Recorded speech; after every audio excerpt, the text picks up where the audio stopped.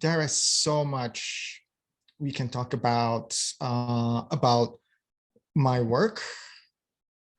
And what I hope to do this afternoon is actually focus on various aspects that I think I cover a little more in my current work that is more particular towards my choice of imagery, choice of images, and how I go about using them. There's a lot of symbology that I think that reflects, the ideas of travel and identity, and I hope to share how I use them and where they come from, because it's an ever evolving process in terms of my art making process that I'm approaching. And in order to kind of go forward, we look back. So I grew up in Singapore, and the biggest takeaway for me of having that sense of the exploration of my personal cultural history is the longer you live somewhere, the more you assimilate to what's around you. And looking back in terms of my experiences of growing up in Singapore and even currently now is the huge difference between the old and the new, whether it's the architecture, the ideology, and what's around there. What is really interesting there is actually a Chinatown, of all places, in Singapore, that I gravitate towards, and there are architectural elements in the bottom right of the Buddha relic temple that does appear in the exhibit that I will show you guys momentarily. Images that you may have seen, it is all mostly environment where I see skyscrapers. It has the big mixture of the old and new, and I will talk a little bit more about the aspect on how my cultural background comes into play. I grew up in a household that is Peranakan, and what that means is it is specific towards very ornate and ornamentation of traditional outfits that my grandmothers wore, that I saw a lot growing up. It had its own specific architecture and colors and ornamentation with, clothing that they wore, the stitching that went into really elaborate outfits. And they were a huge influence, seeing that pattern growing up and how that has placed a roadmap towards a lot of the earlier work in terms of like the flowers that I use. And over time, kind of evolved into how I interpreted that pattern. And it is a signature mark in how I approach a lot of my pattern making. Another element I have to go back to is obviously food. Now, being away from home, I realized growing up in a household that we cooked a lot, as if I can't find it here, I would have to learn how to make something. Now, I cook a lot, and one of the things in my goals is to learn how to bake, because it is one of the things I don't do a whole lot of. And a lot of objects that I use come from the idea of yearning and missing and not seeing and associating yourself with. So I am really drawn towards specifically Peranakan cakes that I grew up eating. They're heavily layered. There's a lot of ornate pattern that appear in the work that are just beautiful, and they reflect a lot of that layers that go into any kind of process. So they do appear a lot in my work as objects of memory that float in and out. Back to pattern again. I'm really drawn to pattern, and one of the elements that show up a lot is the idea of traditional glass cane work, specifically whether it's candy cane, Marini, twisted cane, and subconsciously they've been appearing in my work for the past couple of years, and whether they're cups and goblet cups, twisty shapes, and the reason for that is in I would say a previous life over 20 years ago, I came out to the States to actually be a glassblower. At some point, I realized that it was really important for me, to explore what that sense of art making is in terms of the craft of glass blowing. On the top left, Pucha Glass School that I had visited a couple of times, the boathouse on the top right, and in the bottom, vessels that I had made. And art pretty much is almost a process that comes full circle for me. About maybe a year and a half ago, I discovered that the Belgian Art Center had opened a class program that offered me the opportunity to go back and work with something that I had not worked with in over 15 years. And one of the process that I realized that had a large connection towards printmaking, which I work with, is my fascination for traditional handmade processes. There were a lot of elements that were similar between the two of them that I was really drawn to. And I will mention more about the importance of learning and relearning processes that we are interested in or drawn to. And another aspect of my work is that I ask myself a lot is definition of home. What is home, and the differences between where we grew up and how the environment eventually affects who we are or who we become.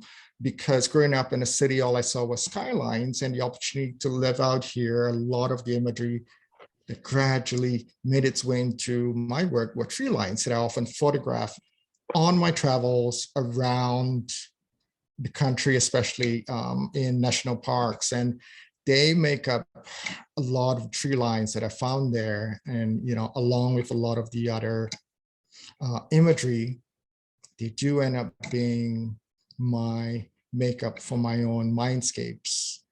That would be how I describe them. So that's so much I can talk about with processes, because I work with a combination of different printmaking processes that are all mostly monoprints and paper lithography, which are great processes to use if you are making one-of-kind imagery that basically involves working with photographic imagery that you can gather yourself.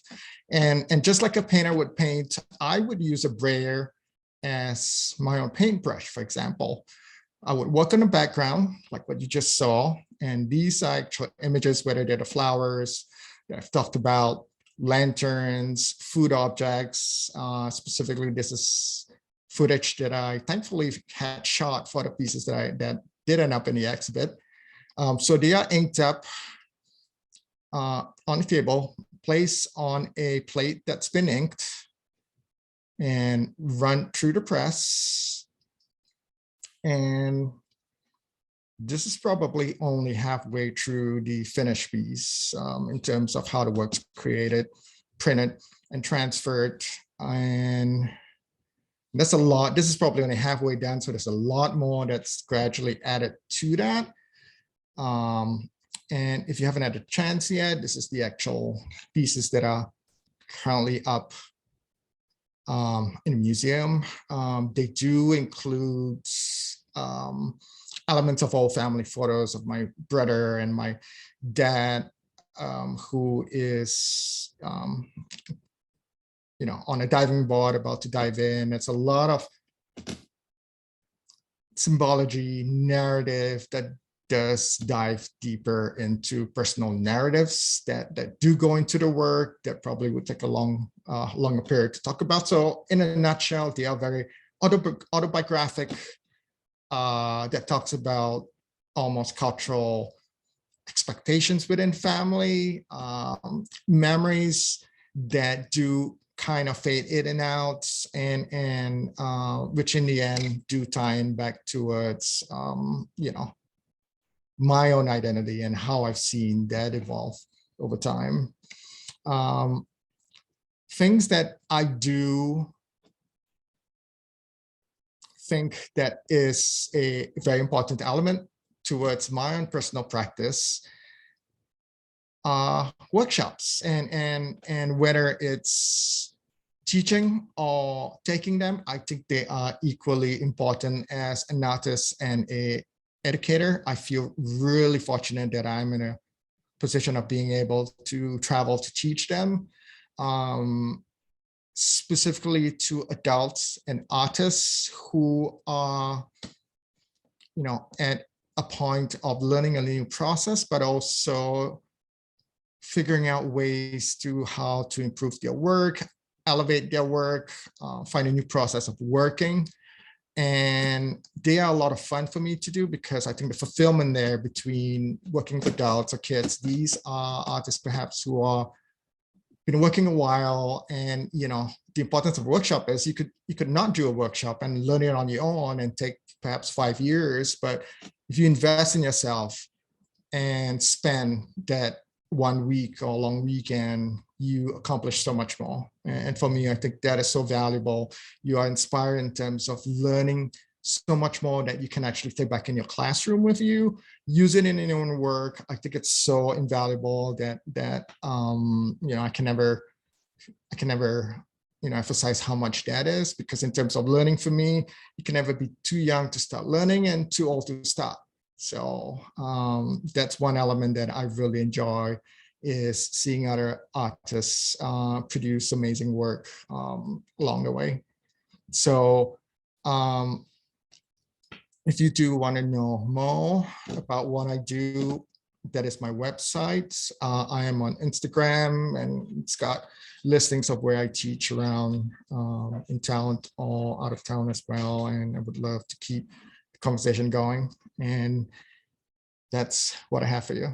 Thank you. Thanks, Heinrich. I love seeing all those pictures that you shared. And I think there were a couple things that I think will be interesting to revisit here when we get more into our conversation. Thinking about the imagery that you select to incorporate into your works, and the fact that you're drawing on some family photographs. That's an interesting parallel with Priya's work, as we'll see when she shares with us here in a minute, which I didn't even think about, but I think will be kind of a cool thing to talk a little bit more about with both of you. And then also, talking about how much doing workshops means to you as an artist. I think, if we translated that into sort of like the teacher-student world, thinking about how valuable it is to kind of spend larger chunks of time focused on a particular art form or a particular process, where you can really maybe go a little bit deeper, and doing that in community with other learners at the same time, and how you can kind of even learn from one another as you do that too. So I think that was really, really great to hear that that's an important part of your artistic process. All right, well, next up, we are going to get to hear from Priya Kambli. Priya received her BFA at the University of Louisiana in Lafayette and an MFA from the University of Houston. She is currently professor of art at Truman State University in Kirksville, Missouri, so just up the highway from us here. Kambli's work inadvertently examines the question asked by her son Kavi at age 3, did she belong to two different worlds since she spoke two different languages? The essence of that question continues to be a driving force in her art making. In her work, Kambli has always strived to understand the formation and erasure of identity that is an inevitable part of the migrant experience, exploring the resulting fragmentation of family, identity, and culture. Kambli's artwork has been well received, having been exhibited, published, collected, and reviewed in the national and international photographic community. The success of Kambli's work underlines the fact that she is engaged in an important dialogue and reinforces her intent to make work driven by a growing awareness of the importance of many voices from diverse perspectives and the political relevance of our private struggles. So Priya, I will let you take things away from here. Thank you. I'm going to start by sharing my screen and then kind of talk through what it is that I hope to kind of achieve in my 15 minutes. So I think what I'm going to do today is talk about sort of 3 things. the work definitely, but kind of talk about some of the things that are happening in my life that are triggering the work, sort of some traumas, some sort of looking and thinking about photography from a really early age, and also sort of trying to figure out how, as an artist of color, I navigate and make work in a community, especially in a community when I'm going to school, where we're not seeing that much work from artists of color, like trying to navigate those kinds of aspects of things. And lastly, I want to end with kind of talking about how the show at Nelson triggers the continuation of a work in a different way, in a different space, right? So I'm going to start here. I'll start with this. If you have been to the Nelson show, you can see this is my presentation from the exhibition. And I want to just read a little bit. I'm going to read and talk simultaneously, so I'll go back and forth. Kind of talk a little bit about sort of the work, the intent of the work. Today, my thinking is that I'm going to share the thoughts and thinking behind making the work, then really particularly maybe specific sort of desires in terms of materiality of the work, right? So as an artist whose work is bound in the personal and irrefutably placed in the context of migrant narratives, the question in play in my work is, how does the personal or private intersect with the public or political? Or simply, in the face of rising white supremacism in the United States, how do I document my lived experience, connecting my migrant story with the universal experience? My work is informed by the loss of my parents and my immigrant experience. Here, I re-photograph my inherited family photographs, documents, and objects carried with me to my new home in the American Midwest. These artifacts have acquired meaning from efforts of various hands to preserve them, but other meanings fade with passage of time. Their original significance, for the sake of which someone saw fit to preserve them, is replaced gradually by the significant inherent in something which has been saved. As the caretaker of this archive, I seek to fortify the meaning of these documents by layering them, piercing them, reproducing them, and obscuring them. So one of the major sort of thinking or foundational part of this archival work that I've been doing for 16 years comes from photographs that my father took of us. My father was a big documentarian in our household, and saw us as immediate subject or necessary subjects for his photographs, right? I never thought photography was palpable because of that, right? Because he made being photographed arduous, right? Like, he was this French pastry chef. This photograph is really truly about the cake he baked for me on my first birthday, written about us, right? And so whenever he photographed us, everything was extra long. So everything took too long to happen. And I always thought photography was a way of punishing people, So photography was not something that I immediately was drawn to. This is an image of Rekha. She was sort of the Beyonce of my time, right? Like she's an actress. And I remember seeing this image am I doing like full screen, or are you seeing all my slide things? Should I do a slideshow? Okay, sorry. I realized that I'm not doing, okay, here we go. There, that looks great. So this is Rekha. And I remember seeing this image in a Filmfare magazine, which would be sort of a Vogue of now, and thinking at 10 years old, that's amazing. That image is beautiful. And I knew that it talked about photography in a different way. So you can see that on this side, these are the images of Rekha that were sort of being photographed and put. And it's a very clear portraiture of things happening. This much imagery, her face in play. It's all about aesthetics and beauty, and it's all about her.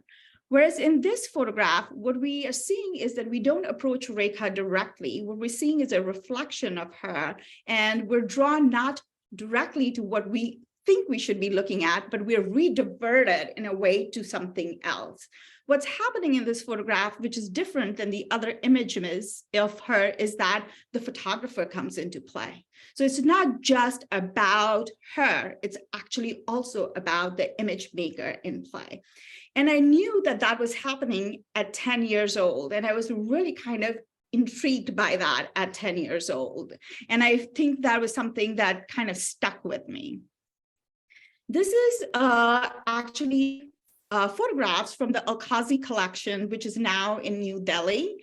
When I was out of grad school was a really big struggle for me. I was trying to figure out how to talk about things that I wanted to talk about, but I was coming from a very Western-driven way of making work, and I couldn't quite figure out how to kind of navigate the blending of this Eastern and Western that was in me.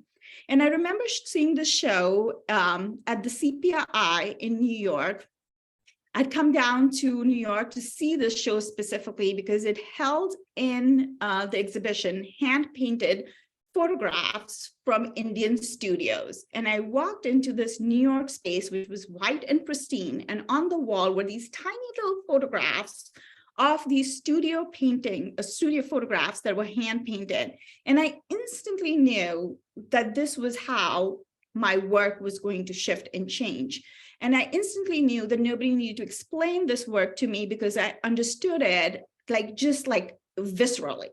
And the reason I understood them is because in my own household, the photographs that I'd brought with me held images like this one, and they were very reminiscent of what I saw in the gallery. What the gallery allowed me to do or allowed me to think about was that I could use these vernacular images to talk about contemporary issues and thoughts, and that these conversations would come into play with these past archives I had in my hands. And so there's a big shift that happens in my work after seeing this sort of exhibition in New York. Of course, it takes 3 years for me to actually process seeing this and bringing it back into my own work. The last image that really kind of clenches sort of this making that I've been doing for a long time is this photograph that has been taken by my father. The image here is of me, this is my sister, and this is my mother. The cutting that's happening is actually done by my mother. My mother's cut out her face out of multiple photographs and slid them back into the family album. I remember watching her do this and thinking she was crazy and thinking she was going to get into trouble. I'm about 4 or 5 years old here. And the reason I thought she would get into trouble is because I knew how intense my father was as an image maker, and that this artifact came from a process of work, of lots of work and lots of sort of effort. And here was this woman just cutting out things and sliding them back into the family album as if nothing had happened. As an artist now, I'm really intrigued by her cutting. I don't know why she did it, but I'm intrigued by the cutting and how precise she is to only obscure her own face and not to hinder or impinge us in any way, shape, or form. And then just the act of sliding it back into the family album. I find that really fascinating. And the reason is because what it does, it alters the narrative of the work, right? So it no longer reads as this mundane family photograph. It reads as something completely else. It reads as this violent image, with violence happening on it.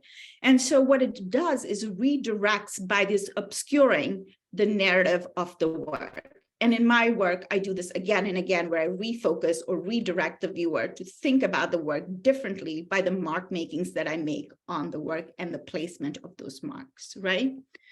So those are sort of the things that I've been thinking about and kind of being in play when I'm making the work. I'm going to just read you a quick sort of passage by Tanvi Mishra, who wrote about this work for the Pix magazine. By her side, since she was 18 years old, the archive has served as Kambli's faithful companion, both as an anchor and a core to her familial past. Its entry into her work allows her to not just preserve, but also shift her relationships with those in the images. As a child, having experienced survivor's guilt with the parents passing, Kambli's performance offers a potential for resolution, reparation, and perhaps healing. It makes space to alter the traditional relationship with one's family history, which can be both traumatic and comforting.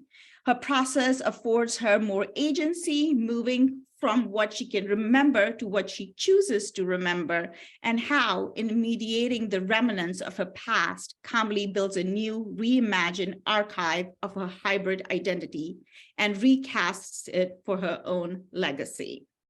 So this is written by Tanvi for our article, and came from a conversation between both of us, really trying to think through the work and kind of thinking about what it means to make work with work that comes from archive of a particular time, of a particular space, but having conversation about the now, about the contemporary, about issues that are prevalent in the political space, issues that are relevant for the private spaces, and then the combination of the two. So I'm just going to go through these, and I'm going to read some of the questions that I'm posing and thinking about in the work. So the work is about multiple things, and there's multiple questions that come into play, and I'll just read you a few questions that I have in mind when I'm thinking about making the work. So the first of the many is, it's about growing up, having grown up in the Eastern culture, immigrating to the Western society, educated in a Western institution, and being surrounded by Western experience, of being a product of both East and the West. It means that the work is not other, but part of a complex and diverse makeup of what it constitutes to be an American. It's about new aesthetics, new critical concepts, new subject matter, and new moral imperatives. I'm sorry, I can't do the full screen, because if I do the full screen, then I can't see my writing on the screen. So sorry about those things. It's about the burden of representation, how it lies with those who are represented. It's the burden of the artists of color to vocalize that the American identity is diverse and complex and with multiple narratives, right?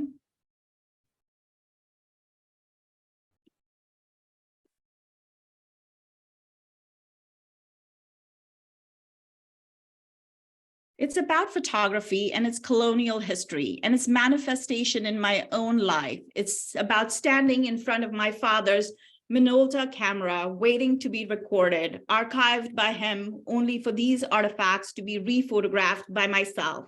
In these photographs, I am my father's subjects. His photographs are mine. And so I have multiple questions but I'll kind of leave it at that. And so one of the things that happened with the Nelson that was sort of interesting was that I wanted to add a text to the piece, and have been doing flower drawings for a long time, but hadn't done any text things. And so we decided for the show, we would have this like single little line, which comes from the letter I wrote to my father, which says, "Baba, I'm working hard," and which became sort of an anthem or a chant or something for this sort of migrant experience. One of the things that I had talked about with the Nelson when this first happened was that I would do a huge floor piece. And, you know, when I said that, they just went, oh, like, how is that possible, Priya? And so with the photographs in mind, the space and things, it made sense to kind of really keep that little tagline just for that wall space. Just to kind of give you a brief little quick introduction, the flower drawings that I do come from watching Indian women make these drawings. They're made at the threshold. I'm interested in threshold because it's the dividing line between private and public. I'm also interested in this work because it's made primarily by women, and it's generational, so it's passed down. So every generation of women learns it, and it's a sort of learning by using your body, and that body information is just like sort of given by performance to the next generation. And I'm really intrigued by this. And I also love that they're ephemeral drawings. So they're made in the morning and they're perfect. And at the end of the day, they're gone completely. So one of the things that I had asked the Nelson that I wanted to do was that I wanted to make a huge floor piece where this text, and that was kind of not into play. That was going to happen in Nelson, but I had it in mind. And so the Nelson show opened in October, and right after it opened, or right before it opened, actually, I was at a residency at VSW in Rochester, New York, and I had this beautiful studio space. I kind of took over their whole building. And so I decided to do a floor piece with the text in play. And you can see the text here. And I'm going to end today with this video of that piece and just kind of talk about, kind of summarize that, how making one body of work leads to other bodies of work sort of happening through that.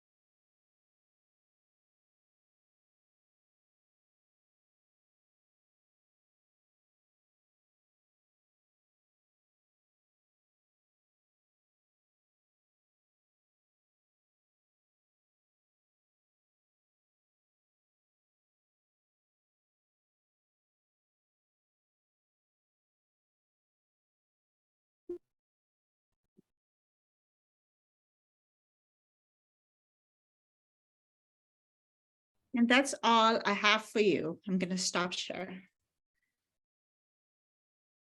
Thank you, Priya, and thanks again to both of you for giving us those wonderful insights into the work that you create and some of the inspiration behind it, the stories behind it. I think we have a lot of really rich, threads to pull on here when we're thinking a little bit about, how can we tease apart what it looks like to kind of create a work of art, how we get from idea or questions that we're interested in to here's the piece, on the gallery wall. So thank you for what you've shared so far. I do have some questions that I think will help us even get into that more deeply. And just to kind of kick things off, again, in thinking about sort of how this relates to educators and the work that teachers are doing with students in the classroom, I've been thinking a lot about different approaches to art education, things like teaching for artistic behavior or studio habits of mind, which are two approaches that really emphasize the importance of getting students to make choices that artists have to make, and to think about things like, what medium are you going to choose? what question or topic or idea are you going to try to explore, and how do you best use those materials to do that? How do you represent that in a visual form? And those are really the knotty questions that artists have to wrestle with. So to kick us off in that sort of vein, this is just sort of a kind of out there question I thought you could each try to answer for me, and that is, where do you find creative inspiration? You've talked about sort of the influences on your work, the life experiences that you've had that have inspired what you do. But I'm wondering, when you're at a point where you're not necessarily sure what to do next, or maybe you're even feeling a little stuck, do you have routines or practices that you engage in to kind of help spark that curiosity, to help start generating new ideas?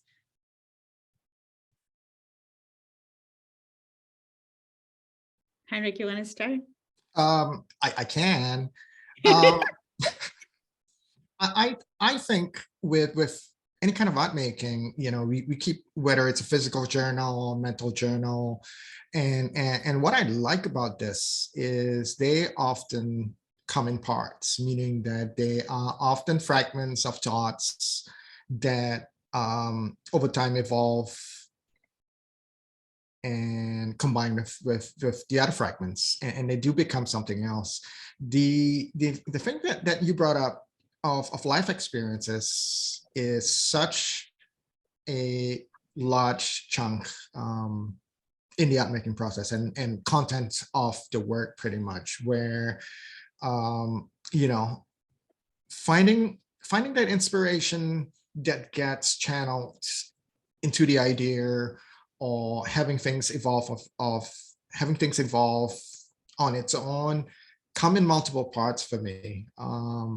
And seeing that evolve into the actual work is my biggest joy, in terms of deciphering, in terms of how they are actually filtered down. I think a lot of information, whether it's through research, whether it's through reflection of certain specific ideas in terms of what I have, and often I feel that information between its start and end becomes something else altogether, and it is never a straightforward path, at least for me, in terms of how I can start with something and keep it simple and pure, because along the way it just have a lot of discovery for me that happens, that by the time a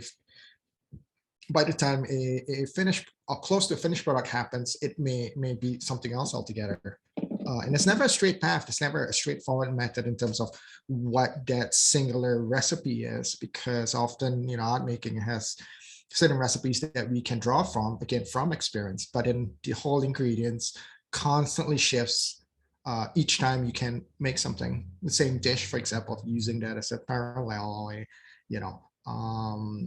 you take something out, put something in, it's always going to be slightly different, for me at least. I like that you got a cooking metaphor in there. I appreciate that. Always needs to have a cooking metaphor. And I think, that idea of fragments and then combining the fragments is really useful to think about. And then it just becomes a matter of, you've just got to keep track of all those fragments as they occur to you. So, maybe for like student artists, that might look like journaling or, a scrapbook of some kind, to kind of try to keep track of those things that, get you going at the moment, so that then you can maybe find different ways to combine them, as you were saying.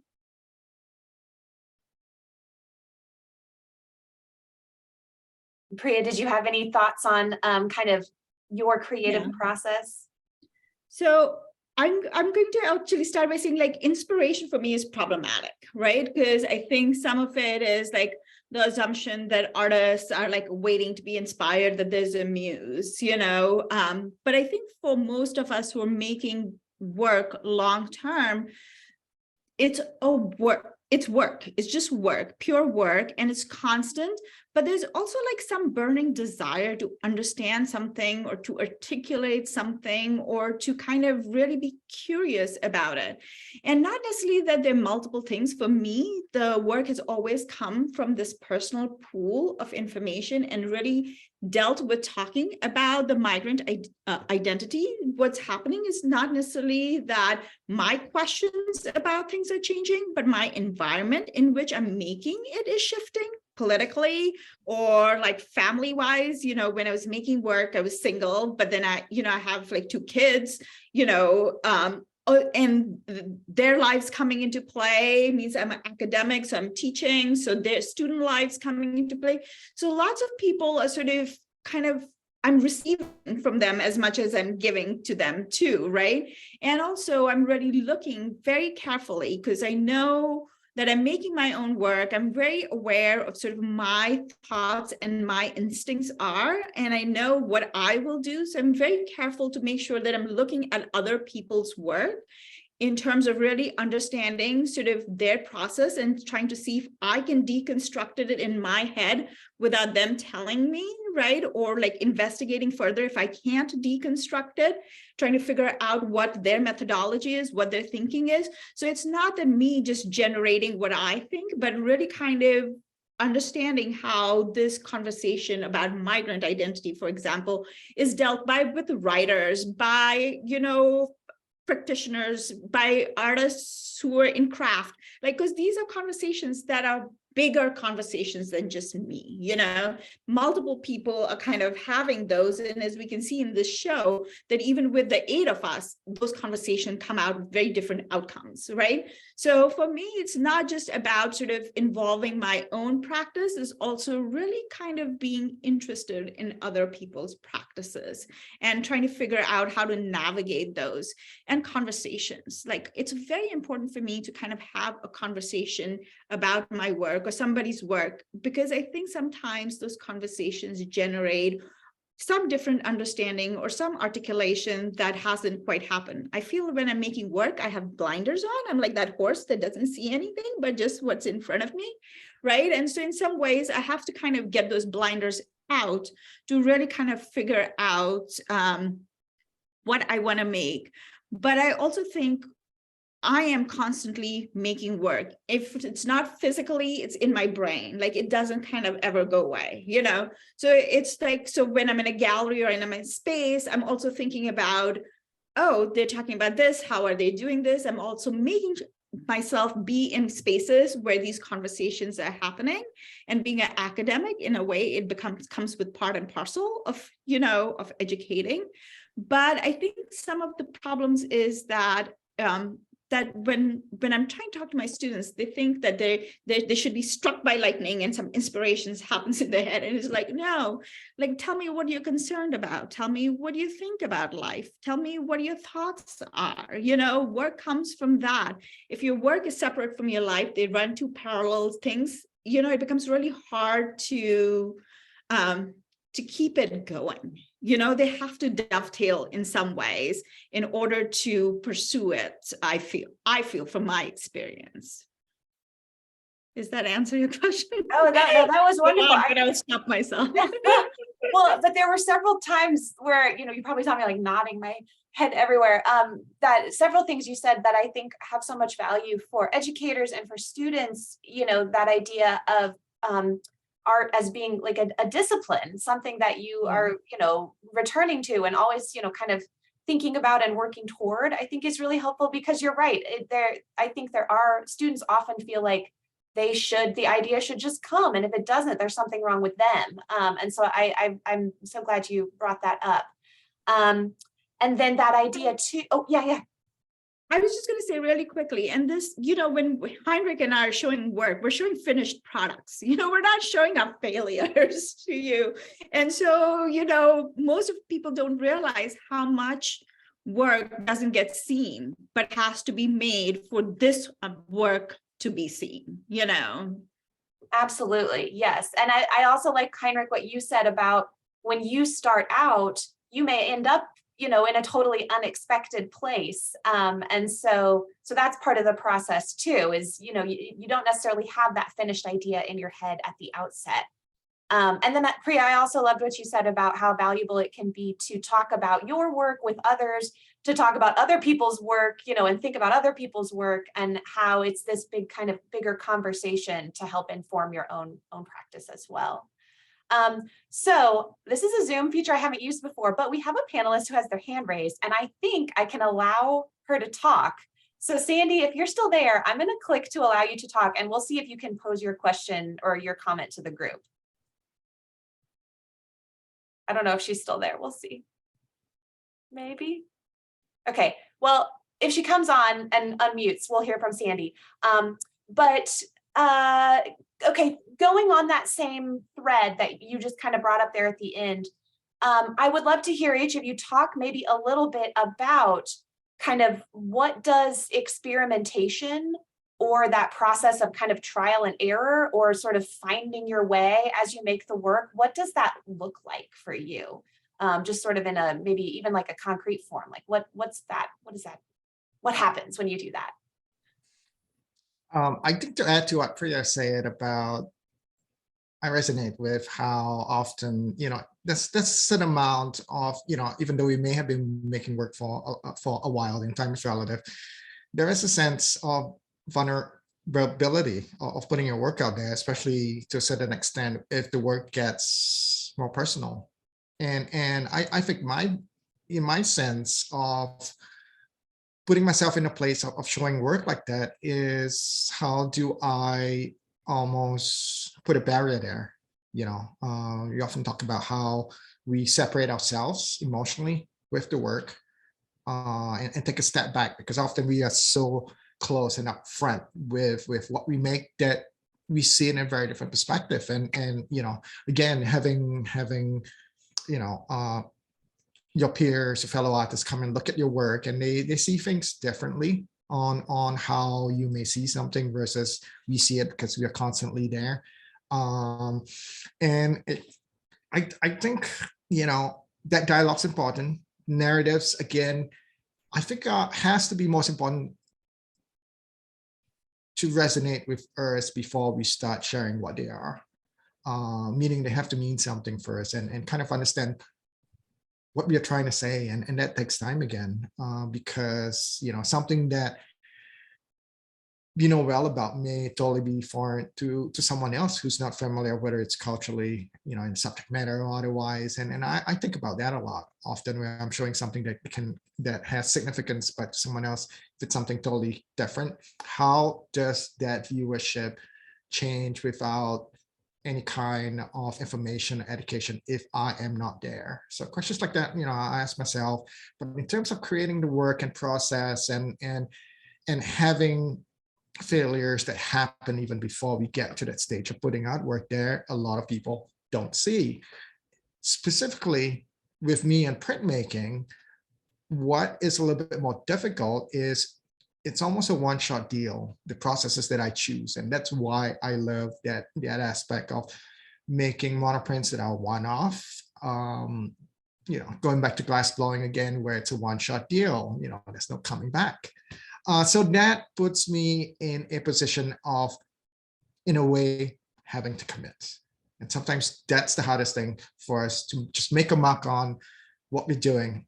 Make a mark on paper. That's the starting point for me sometimes. So just putting something there and seeing what happens and leaving it there by choice, not erasing, because with printmaking, you can only hide something to a certain extent because it's not painting. It's on paper. So only that much I can cover it with ink, because that's not the point of necessarily printmaking. And another thing that I do that helps me out a lot is I work on multiple pieces at one time. It's a little thing that I do so that I'm not committed to one singular piece per se. I'm fortunate with printmaking. I can have all my build up to it in terms of what these pieces are going to be. And I can approach it in a way where that forces me to almost distance myself from the piece. So I'm not Google-eyed and just locked in on a singular piece, because again, that just takes me on a path on just seeing one thing and not the bigger picture.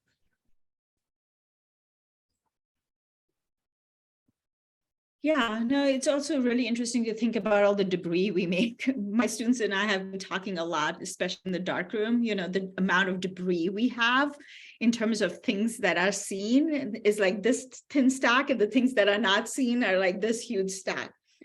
But in terms of like navigating, I think one of the things that you have to be really kind of clear when you're making work is you have to be present.